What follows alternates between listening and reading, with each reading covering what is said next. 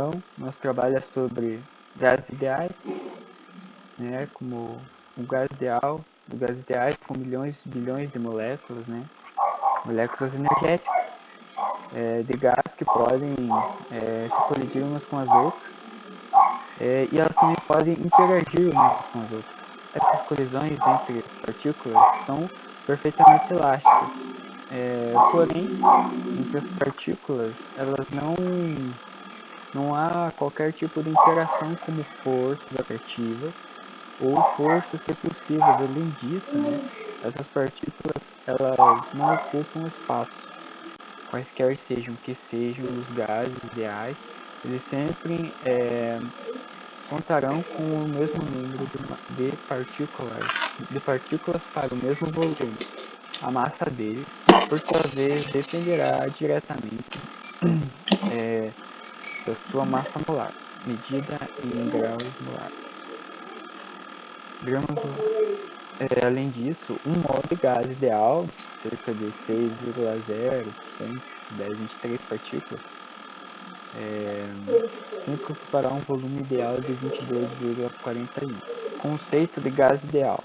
Os gases reais comportam-se como gases ideais quando em regime de baixa pressão ou alta temperatura.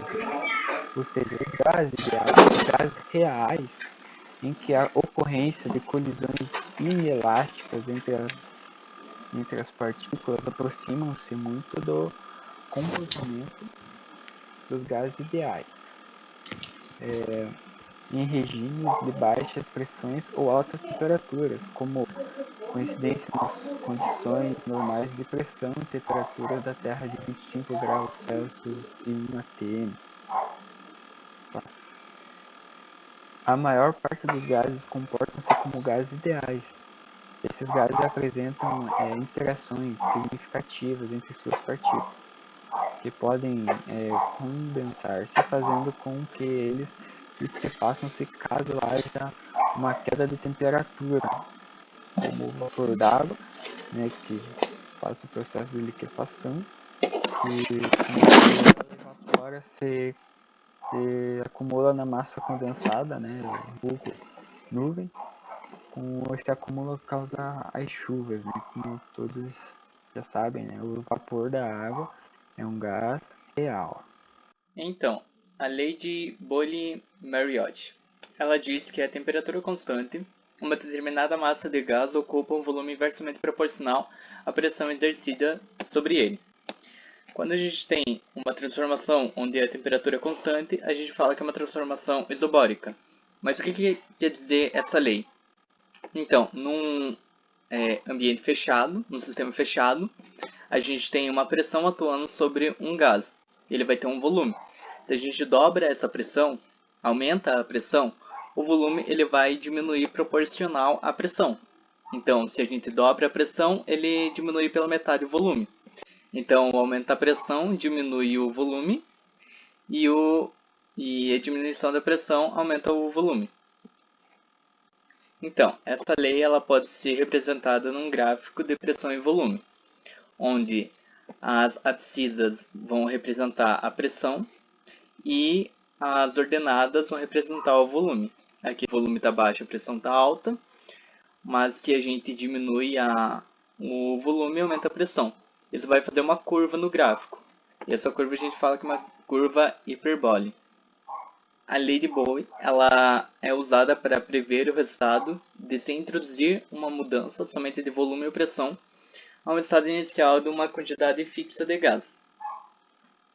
Então, quando duas grandezas como essas são inversamente proporcionais, o seu produto é uma constante. Então, a gente pode falar que a pressão, o produto da pressão e volume inicial é igual ao produto da pressão e volume final. Então, considere que em um recipiente com embolo móvel capaz de deslizar sem atrito contém 20 litros de oxigênio gasoso, sob pressão de 160 atm a 298 Kelvin. Que volume gás passará a ocupar se a pressão for reduzida para 80 atm nessa mesma temperatura? Então a gente vai ter a equação P1 vezes V1 é igual a P2 vezes V2. Aí como a gente quer encontrar o volume final. Aí a gente coloca tudo na equação. Vai dar o valor de 40 litros. Agora a lei de Charles e Gay-Lussac. Ela diz que a pressão constante, o volume ocupado por uma massa fixa de gás é diretamente proporcional à temperatura absoluta. E essas relações elas podem ser apresentadas aqui no esqueminha, onde a gente tem volume e temperatura inicial com uma pressão de 1 atm. E se a gente dobra a temperatura, o volume vai dobrar também a mesma pressão. Ou se a gente dobra o volume, a temperatura vai aumentar também a mesma pressão. A gente pode colocar isso num gráfico onde a gente vai ver que a gente vai ter uma reta, onde sempre que aumenta a temperatura, aumenta o volume também. Com essa reta, a gente representa a equação V sobre T igual a constante. Então, se a gente sabe que o volume e a temperatura inicial ele vai ter um valor constante, independente de onde ele esteja, a gente pode falar que o volume pela temperatura inicial é igual ao volume pela temperatura final. Constante é a pressão exercida por uma determinada massa fixa de gás é diretamente proporcional à temperatura absoluta. Quando a gente fala de um volume constante, a gente tem uma transformação isocórica. As relações podem ser representadas aqui no mesmo esquema, só que dessa vez o que vai mudar é a pressão e a temperatura, e o volume ele se mantém a mesmo. Então, se a gente tem um certo gás a 1 atm e uma temperatura fixa também, se a gente dobra a temperatura e dobra a pressão sobre o gás, ele vai manter o mesmo volume. No gráfico a gente vai encontrar a mesma coisa do sistema anterior, só que agora é com pressão e temperatura, e vai gerar a mesma constante, que pela equação fica pressão sobre temperatura inicial é igual a pressão sobre temperatura final. Um recipiente fechado, de volume V, contém certa massa gasosa a temperatura de 27 graus, exercendo uma pressão de 760 mg mercúrio. Após o aquecimento, verificou-se que o novo valor da pressão era de 2 atm. Supondo desprezível a variação de volume, a nova temperatura em Celsius do sistema será. Então, para fazer a conta, a gente não consegue usar o grau Celsius, a gente tem que converter para Kelvin. E 760 mg de mercúrio é igual a 1 atm. Colocando tudo isso na fórmula, a gente vai ter 1 sobre 300 igual a 2 sobre temperatura final. K, temperatura final igual a 600 Kelvin. Só que como o exercício está pedindo em Celsius, a gente faz a transformação e vai dar a temperatura final igual a 327 graus Celsius. Então eu vou falar sobre a lei de gases nobres. Essa equação é muito utilizada quando ocorre uma transformação gasosa em que três variáveis de P, V e T se modificam simultaneamente. Então, quando a pressão, o volume e a temperatura se modificam simultaneamente. Ela é obtida por meio da relação matemática entre as transformações gasosas que foi vista anteriormente, que o Isaac falou. Então, nós temos três: a isotérmica, a isobárica e a isobórica. Então, junto a essas leis, formará a base necessária para o surgimento da lei dos gases ideais, que relaciona o estado termodinâmico com termodinâmico inicial de um gás, unido pelas grandezas P1, T1 e V1, com o seu estado termodinâmico final P2, V2 e T2. Depois de ter sofrido algumas transformações gasosas. A gente tem um esqueminha, que foi colocado aqui. Um gás, o ideal, ocupa um volume de 20 litros, quando passa a ser submetido a uma pressão de 3 atm, de modo que sua temperatura permanece constante.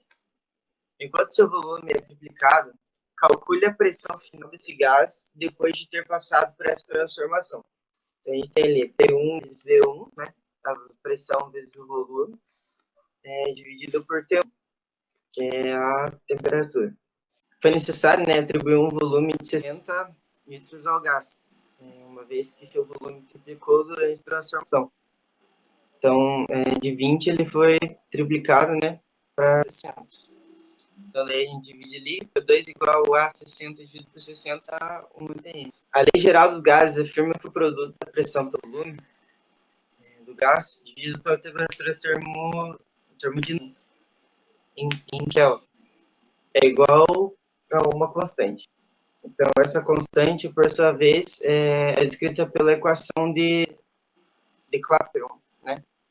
Então, é PV dividido por T igual a NR. Então, o N ele vai ser o número de mols, o R ele é uma constante, então é 0,82. Então, 2 mols de um gás ideal e a pressão de 1 atm. Encontra-se uma temperatura de 227 graus. Calcule em litros o valor ocupado por esse gás. Então, beleza. Para calcular o volume do gás, vamos usar a equação de Clapeyron, né? Porém, antes de fazer o cálculo, tem que transformar a temperatura de 227 graus em Kelvin. Para isso, somamos a temperatura ao fator 273, resultando em uma temperatura de 500 K. Então, PV igual a NRT, a pressão é 1 atm, né?